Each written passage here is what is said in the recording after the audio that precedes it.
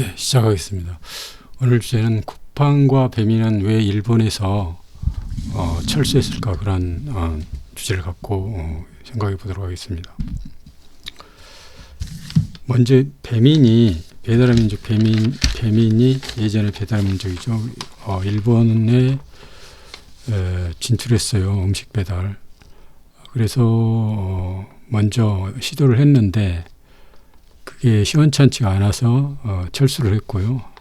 그 다음에 배민이 철수한 이후 이제 2022년쯤인가 쿠팡이츠가 다시 배민의 뒤를 이어서 일본에 한국처럼 일본에 진출합니다. 그렇지만 한 1년 정도 지나서 결국 쿠팡이츠도 철수를 했습니다. 표면적인 이유는 일본 온라인 문화가 한국처럼 발달하지 않았다. 일본이 현금 위주로 소비 문화가 형성되어 있기 때문에 한국하고는 달라서 좀 어려웠다. 세 번째는 물품을 택배나 음식을 직접 수령하는 게 필수고 문 앞에 두거나 이런 문화가 없기 때문에 그런 애로사항이 있었다. 이런 표면적인 이유를 나타내고 있어요. 그렇지만 진짜 숨겨진 이유가 있다고 볼 수 있습니다. 그러면 그 이유를 찾아보기 위해서 한국과 일본의 배달 문화와 교통 문화에 대해서 한번 알아보도록 하겠습니다. 한국은 빨리빨리의 문화가 상식화되어 있고요. 또 그 준법 정신에 대해서도 준법 의식이나 이런 부분에 대해서 일제 근세 시대에 일제 강점기를 거쳤기 때문에 일제 강점기 시대에서는 준법을 하면 어쩌면 일본에게 그렇게 순응하고 충성하는 결과를 나타내지 않습니까? 항일운동을 해야 할 때는 오히려 일본 법을 지키지 않는 게, 현행법을 지키지 않는 게 애국하는 길이고 항일운동하는 길이잖아요.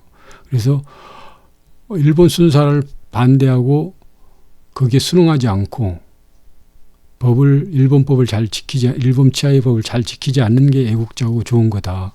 이런 의식이 36년 동안 이렇게 있었기 때문에 이렇게 수긍하고 친일하는 것보다는 결국적으로 나중에 거기에 저항하고 하는 사람들이 옳은 사람이었다. 이런 의식이 깔려 있잖아요. 그래서 이런 부분이 있어 이후에 이제 현대 대한민국 정부가 수립되었고 식민지가 창산되었기 때문에 그런 준법 의식이 이렇게 불법이나 준법에 대해서 다른 선진국에 비해서는 이렇게 너무 그런 물밑에 깔린 사연이 있다고 볼 수가 있습니다. 대신 일본 같은 경우는 체면을 한국보다 더 중시하고 또 장기간 외세 침략이나 식민지를 이렇게 당하지 않았기 때문에 준법 의식이 비교적 높을 수 있다는 근거가 라고 생각할 수도 있어요. 한국과는 다르죠. 이렇게 어떤 나라가 식민지로 지배해가지고 그 지배한 나라에 대해서 독립운동을 하고 항명운동을 하고 이런 역사가 없기 때문에 한국하고는 좀 틀리다고 볼 수 있어요. 그래서 그런 이유에서인지는 모르지만 아무튼 여기서 말하고자 하는 것은 라이더들이나 이런 그 교통 문화가 조금 일본보다는 한국이 조금 덜 지키는 경향이 있지 않을까 하는 생각을 하게 되는 거죠. 그건 정확한 건 아니지만 여기서는 이제 배달 라이더에 대해서만 한번 생각을 해보겠습니다. 쿠팡이츠와 배민이 한국에서 대성공한 이유는 뭐냐면 한국이 빨리빨리 문화가 있잖아요. 또 그다음에 오토방 라이더들의 교통 위반이 상례화돼 있어요. 아예 당연한 걸로 돼 있고 인도 운행이나 역주행이나 유턴이나 이런 걸 사거리에서 신호 위반 이런 것은 거의 다반사로 하고요. 특히 라이더들이 심하죠. 그게 그런 게 거의 표준화 상례화돼 있고요.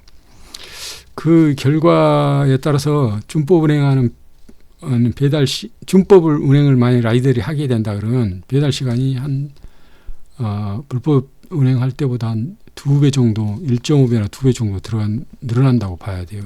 그래서 장기간 오랜 기간 동안 이렇게 불법 운행으로 하는 오토방 라이더들의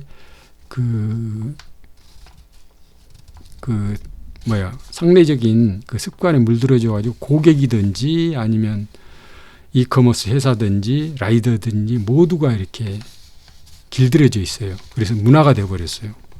그래서 만약에 신호를 다 지키고 불법을 안 하고 배달을 하게 되면 고객들이 붙어서 배달 지연, 음식물 식었다 해가지고 뭐 이렇게 손가락을 아래로 내리 깔든지 아니면 불만을 표출하든지, 또 심한 경우에는 물건값을, 음식값을 취소할 수도 있어요.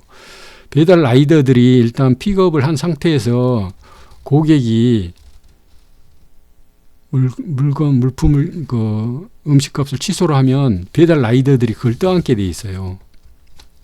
그러니까 이제 법적으로는 이커머스들이 모든 것을 배달 끝날 때까지 장악하고 있는 것 같이 이렇게 되어 있지만, 실질적인 이 책임 부분에 대해서는 상점에서 이제 음식점에서 라이더들이 음식물을 픽업을 하고 클릭을 하잖아요. 이제 스마트폰으로 클릭을 합니다. 픽업했다. 그럼 그 순간부터 그 물건의 소유권이 배달 라이더들한테 오는 거예요. 그래서